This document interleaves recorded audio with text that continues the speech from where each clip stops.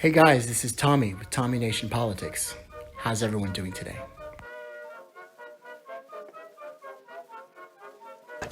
And joining us now for a reaction to the latest from the White House and Capitol Hill, Vermont Independent Senator and Budget Committee Chairman Bernie Sanders. Senator, it's great to see you. Thanks so much for being with us. I want to start with infrastructure. You've been clear that any bipartisan package on physical infrastructure is also to be accompanied by a larger, more progressive, much more expensive bill. A bill that could potentially pass, of course, only with Democrat support through reconciliation. Do you think the more moderate members in your caucus are going to go for that two-step approach?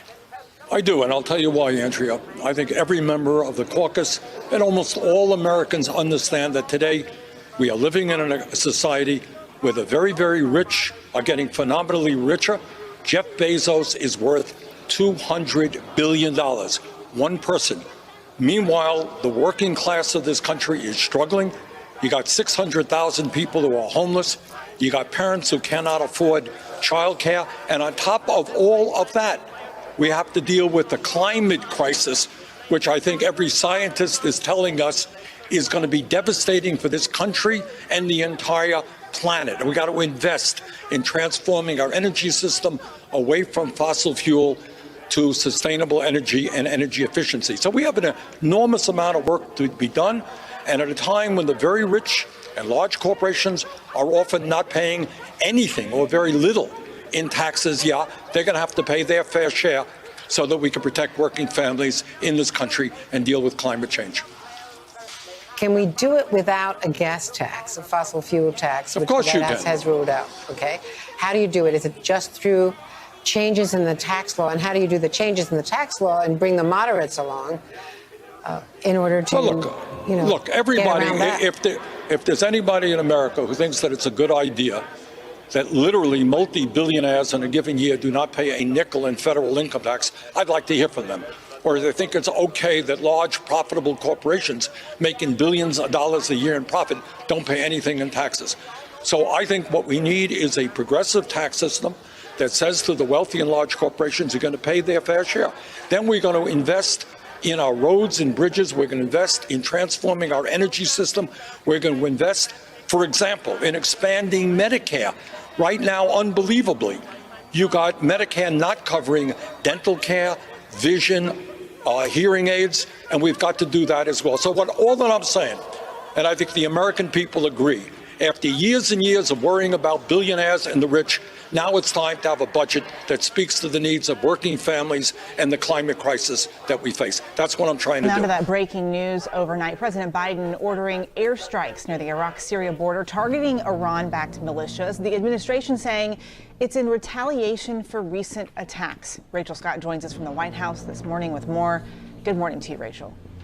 Eva, good morning. And this is the second time that President Biden has ordered airstrikes in this region. We are told that this is meant to send a very clear and direct message to Iranian-backed militia groups that there will be serious consequences if U.S. forces continue to be threatened or attacked. Take a look at this video released overnight showing the moments these airstrikes were carried out. At this time, it's unclear if there were any casualties. Defense officials say the targets were 3 facilities behind recent drone attacks on American troops in Iraq. Now, the Pentagon is describing this as a defensive strike, calling it necessary to address the threat. But this escalation comes at a critical time when talks have been underway to see how to bring the U.S. and Iran back to that landmark nuclear accord deal that former President Donald Trump withdrew from. And these militia groups are already vowing revenge, saying that they will continue to target U.S. forces with. Something military leaders will be watching closely. All right, Rachel Scott for us at the White House. Thank you.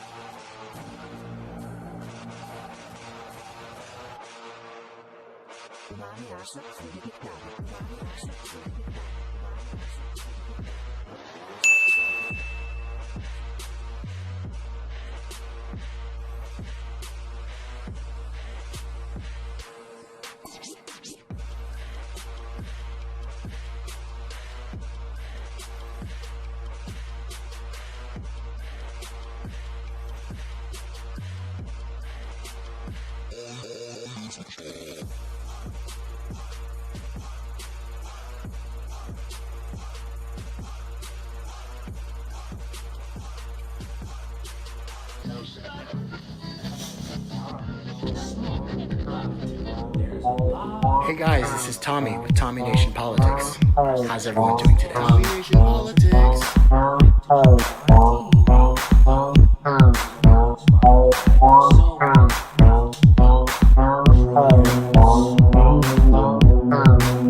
President Biden has no immediate plans to travel to Florida, but on Friday he approved an emergency declaration and offered up federal aid to assist in the response efforts. It all comes as his administration and a bipartisan group of senators announced a long-sought infrastructure deal totaling over $1 trillion. The president said the deal reminded him of his days in the Senate. To answer your direct question, we have a deal. I clearly didn't get all I wanted. They gave more than I think maybe they were inclined to give in the first place. But this reminds me of the days we used to get an awful lot done up in the United States Congress. Let's bring in the man in the middle of it all, West Virginia Democrat, Senator Joe Manchin. Senator Manchin, thank you very much for joining us. So, everything is proceeding as I have foreseen. We saw that moment, a rare moment, the kind of thing we hadn't seen for a long time at the White House, Democrats and Republicans talking about a deal. But obviously, there's been a lot of back and forth since then. So give me the bottom line. Is there a deal here that can get 60 votes in the Senate and that Joe Biden will sign? I sure believe there is, John. But before I say anything about that, I want to say that from all of us in West Virginia, our hearts go out to all of the families in Surfside, Florida, for this horrendous tragedy. I want them to know that our prayers are with them, and we're thinking about each and every one of them. So God bless. And let me just say this. On the deal, absolutely. John, this is the largest infrastructure package in the history of the United States of America. And President Biden, there's no doubt in my mind, never has been a doubt in my mind, that he is anxious for this bill to pass and for him to sign it. And I look forward to being there when he does. I can tell you there's so much good being done. And I would hope that all of my colleagues will look at it in the most positive light. They have a chance now to review it. It's got more in there for clean infrastructure, clean technology, clean energy technology than ever before. More money for bridges and roads since the interstate system was built. Water, getting rid of our lead pipes. It's connecting and broadband all over the nation, and especially in rural America and rural West Virginia. So much good in this, John. But help me understand where Democrats exactly are on this, because we heard President Biden announce a deal. Then we heard him say that he would only sign it if the Congress also passed a much bigger infrastructure bill, the one that Bernie Sanders is working on, that he wants both in tandem. Now he's walked that back. But Nancy Pelosi has said that she's not even going to bring up your bipartisan bill unless this bigger Bernie Sanders bill also gets passed by the Senate. And listen to how Elizabeth Warren described her understanding of what's going on here. I can't vote for some small subset that, the infrastructure train leaves the station and childcare gets left on the platform. Green energy gets left on the platform. Billionaires don't have to pay gets left on the platform. It's that all of the pieces have to move because ultimately it's one deal. It's one deal. That's the way Elizabeth Warren sees it. It seems that's the way Nancy Pelosi sees it. So what is going on here? Are you sure progressives are going to support your bipartisan bill if they don't get a guarantee on something bigger also passing? Well, John, I sure hope so. I hope they just look at the bill. We have two tracks, and that's exactly what I believe is going to happen. And we've worked on the one track. We're going to work on the second track. There's an awful lot of need, and everything they talked about is something that we need. John, I didn't vote for the 2017 tax cuts under President Trump. I thought they were weighted too much towards the high end, if you will. I think we need to make some adjustments, and I'm willing to step forward and make those adjustments. I've been very clear about that. But we also, John, have to take into account where we are in this country, what our debt structure is. We're $28.5 trillion. We cannot continue to add on things that we can't pay for. I've always said this, we're writing checks our kids can't ever cash. And this is going to put a heck of a burden on the next generation. So we have to be cognizant of that. But there's a lot of need out there, whether it be child tax credits, whether it be helping those kids have a start. United rolling out a new flight plan, including a huge order of new aircrafts. And Phil LeBeau joins us now with a very special guest. Phil. Thank you, Andrew. Scott Kirby, CEO of United Airlines, joining us here at the NASDAQ to discuss what is a huge day for the airline. Let's talk about the numbers overall. 270 new airplanes, 200 of them being 737 MAXs, the other 70s being Airbus A321 NEOs. And you're also fixing a lot of the human infrastructure that has fallen by the wayside of helping middle-class, hardworking people have a chance to get ahead and enjoy the American dream. I'm all for that. To what degree, we'll see what we're able to pay for. So you know what Bernie Sanders is working on. He's talking about a bill that's $6 trillion. I know that you suggest that's a little rich for in terms of what you want. Replacing your regional jets, most of them, with larger jets. What's the thought process here behind this decision? Well, first, great to be here in person again. Absolutely. And seeing everyone. Really what we're trying to do is upgrade the whole customer experience. And the single seat 50-seat regional jets, are some of the toughest customer experience. And at United, we really needed to get that to be a world-class, first-class product. We have the best international product of any airline, in the country today. But upgrading our domestic experience for customers is really what this order is about. And while it's a big aircraft order, it's really about upgrading the customer experience with new airplanes, but also brand new interiors, the best interior, seatback entertainment, and all the amenities that we're going to put on the airplane. What is your bottom line? How much more do you want? As you just said at the top of this, the bill that you're negotiating with the Republicans would be the biggest infrastructure bill in the history of the United States. How much more are you willing to add on top of that? Well, when you look at it, John, we've paid for all this. This is not going to be added to debt. The infrastructure bill that we've done in a bipartisan way has paid for us. We've used money that we've had. We've moved money that we had not used yet to make sure that it was used in the most productive way.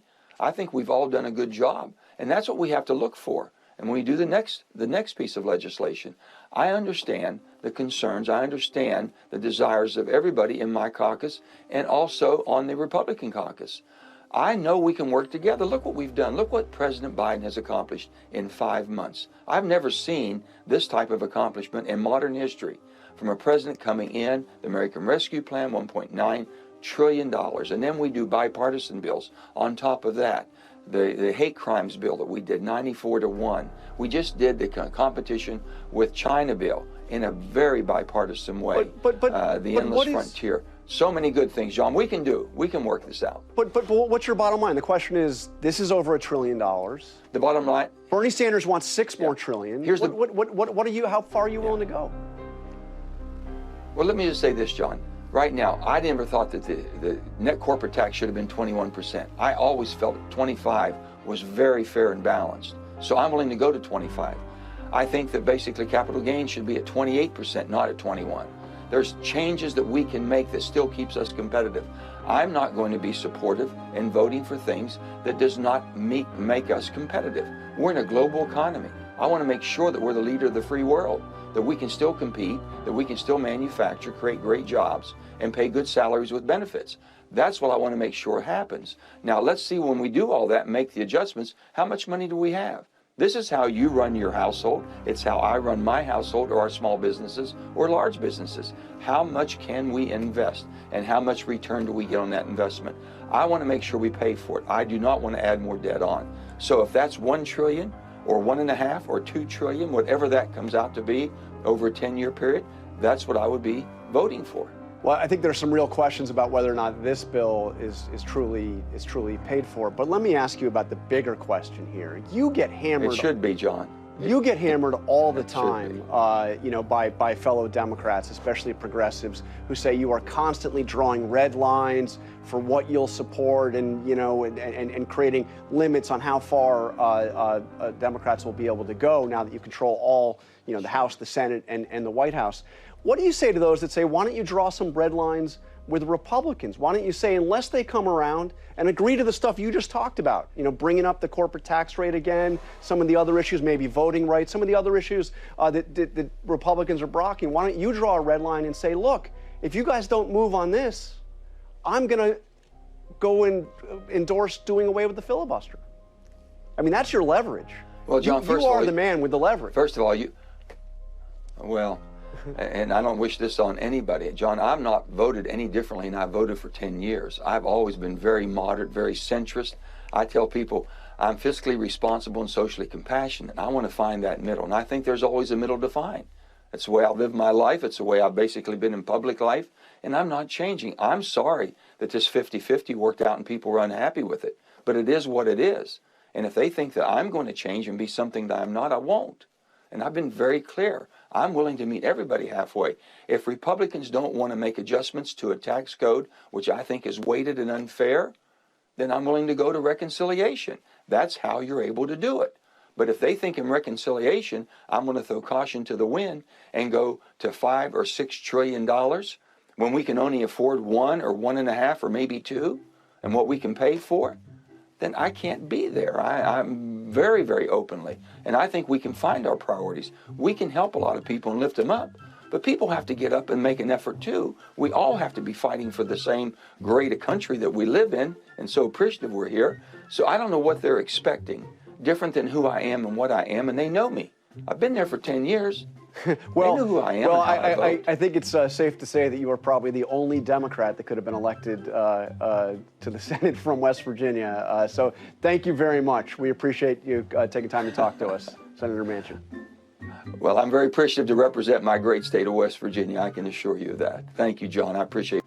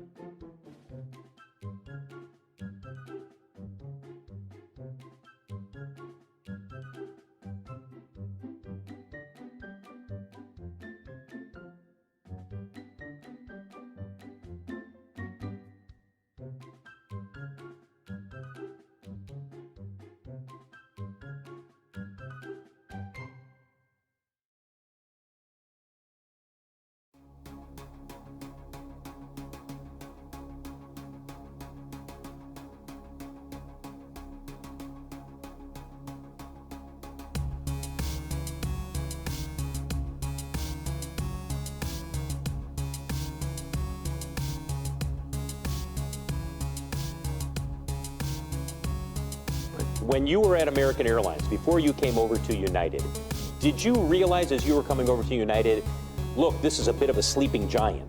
They've got a great network, but they also have the oldest fleet, and they frankly have interiors and an experience that is not living up to the competition? Well, when I first went to United, I always knew that there was a ton of potential, and everyone in aviation thinks of United Airlines as this airline with lots of potential that never really realized it. But this has been a big part of it. We had to actually create the product that customers want, and that's really what this is about, is giving the customers the product that they want. Because we're already in the biggest cities in the country. Our hubs are in the best places in the country, but we needed to create the product that customers will choose to fly United Airlines. You have the largest or the oldest fleet right now at more than 16 years for the average age of your aircraft, but you're going to be taking, what, one new plane on average every 3 days in 2023? By the time we get to 2023, one new airplane every 3 days, which I don't know of any airline in history that's even come close to that. But this really is about, as we come out of COVID and as we have confidence in the future, being able to rapidly change the airline for customers. you're not paying list price for these aircraft. I know people always say that. They're like, how much are they spending? And list price would be somewhere around $35 billion. Clearly, you're not paying that much. But the critics will look at this and they'll say, this is an airline that already has heavy debt. And there are a lot of questions about how you're going to pay that back, in addition to whether or not business is going to come back, both in terms of corporate as well as international. What do you say to those critics? Yeah, well, first on the second point, we believed, back in April of last year, we were unique, really the only ones that believed that business travel and international would ultimately come back. Every data point as we've gone through the crisis makes that get stronger and stronger today. And today, it's an understatement to say I'm confident that business travel is going to come back. Business travel is going to come back. It's going to be a little bit different. Some of it will be people commuting instead of driving to work.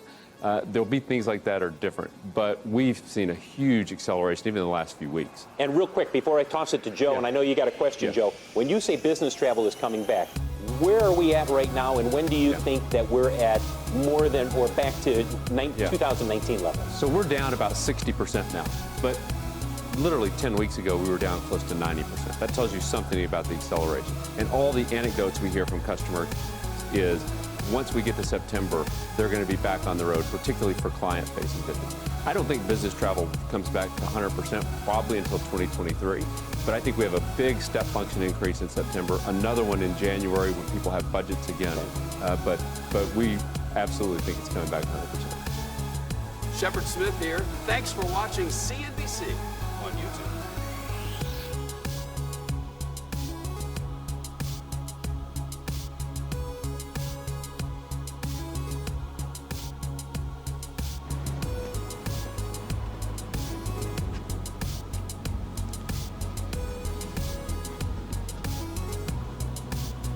What's your problem?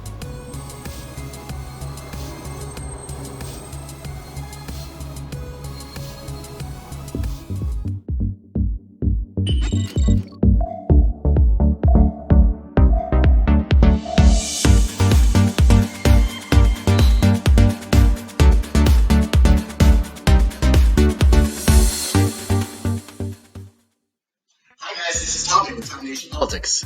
Welcome to Tommy Nation Tuesday. It's the Yankee Doodle Dandy time. Time for a little Yankee Doodle Dandy. There's been some disturbing developments throughout the course of last week, which kind of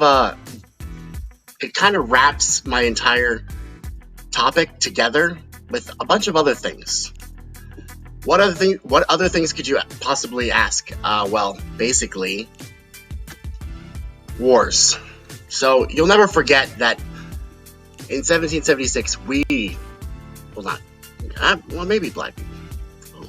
We were there on the ships, but the American people were fighting for their freedom from a tyrant, from a King George III.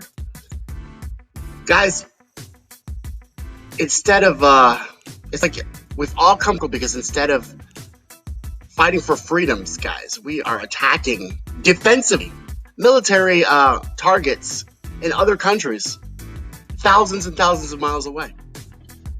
Case in point, guys, our airstrikes in Syria and Iraq. This is amazing, guys. What's going on? What's going on with this? U.S. forces coming under attack from multiple rockets overnight in Syria. It follows President Biden's airstrikes at pro-Iranian militias in Syria and Iraq. All of this coming as Congress considers overturning the authorization for the use of military force in Iraq from the 9/11 era. Joining me now is Congressman Michael McCaul, ranking member on the House Foreign Affairs Committee. Congressman, good to talk to you. So these attacks over the weekend, early Monday morning, our time, or their time rather, were designed to take away these militias' ability to attack U.S. forces. Clearly, they weren't that effective. Yeah, I mean, look, this is the biggest threat in the region right now to our soldiers and our embassy are these Iran militia proxies that are in Syria and in Iraq. President Biden took out several of them about 2 months ago, and just recently as well. And so it is, when you talk about authorized use of military force, the Democrats repealed the 2002 AUMF, which President Trump used as authorization to take out Qasem Soleimani, the mastermind of terror for 2 decades in the region, which was highly effective against the Iranian forces in the IRGC. So I think what they're doing is taking power away from Congress and giving it all to the president under Article 2. I hope it doesn't pass the Senate. Yeah, these attacks were also meant to be a deterrent against future attacks, and not just take away their ability to do it, but say, you better not, or we're going to strike you again. Right. Pentagon spokeswoman Jessica McNulty saying, quote, "We seek to make clear to Iran and Iran-backed militia groups that there will be serious consequences if they continue to attack or arm, fund, and train militia groups that attack our people." I think they already know there's going to be serious consequences, you idiots. Well, I don't think they will. I mean, I think so. They're Just like clockwork, guys. Just like clockwork, it seems that we're back into the mire. Don't forget that we assassinated General Soleimani, their second in command. We did in the Trump administration. They ended the they ended the conflict, guys. Never in a million years have we ever ended a goddamn conflict without violence. The only time we ever end conflicts is when we drop atomic bombs. God. These Iranians are smart. They know that there's going to be consequences if they fuck with us. That's why they fucking bombed an empty building somewhere to look good and to make sure that we didn't have any ammunition anywhere. Because our warmongering mainstream media and our warmongering president are insane. They know no bounds of peace. And they know no bounds of truth. They know no bounds of justice, guys. It's been a hard week for us free-thinking, innovative, and totally open-minded motherfuckers. So much death. What can men do against such reckless hate? Now, guys, today, this is the CNN. This is the Clinton News Network. This is the Clinton News Network, guys. So they think it's good. This is a good thing, because otherwise they wouldn't report it. Biden orders airstrikes against facilities used by Iran-backed militia groups. Biden orders airstrikes against facilities used by Iraq militia groups, guys. Iran-backed militia groups. Well-regulated militia. We hate that shit. Well, CNN. President Joe Biden directed military forces to conduct a defensive precision airstrikes against facilities used by Iran. So, guys, this is the epitome of changing the language. Just to let y'all know. Defensive precision airstrikes. So think about this, guys. What is a defensive maneuver? It's when someone's attacking you on the offensive, right? And you have to maneuver defensively, right? We maneuver defensively fucking airstrikes at Iran militia-backed facilities. Does that sound like a defensive maneuver? Is it a defensive? This language the Democrats use is bullshit, to say the least. What's even more disturbing, guys, is the Republicans seem to be going along with this line. They love the warmonger. Did you just hear that fucking guy from Texas? He's supposed to be one of our representatives. These Democrats and Republicans aren't cahoots. They've just bought an enormous amount of aircrafts from Boeing, largest order ever. It's disturbing. I'm going to be checking in with my guests and see what they think about these developments, and I'm checking in with you. What do y'all think? Before you answer, guys, remember, be free thinking, innovative, and totally open-minded. No partisan politics, guys. You know, there's 2 giant gang-banging organizations in this country, and it's the Democrats and Republicans. If you're using their gang language on my live stream, that's probably the only way you go off. Say anything you want to say, guys, but I swear to God, if I start to hear a fucking Mueller report or the fucking dossier, if I start to hear fucking Benghazi on my live stream, I swear to God, I will not hesitate to end you immediately right there. Just a warning. And why? Well, because I'm a Yankee Doodle dandy, and Yankee Doodle do or die. Yankee Doodle went to town riding on a Boeing. I am that Yankee Doodle guy. No, I'm not. Yeah! But guys, hey, if I were you, I'd invest some money in Boeing and Raytheon. Because Biden's using those guys. He's using his guys. He's using his dealers. at the war trap house. God only knows what we're doing next. God only knows what the CIA is doing next. Why don't they spend a little bit of time fucking trying to figure out where this fucking pandemic came from? How about you do that, CIA?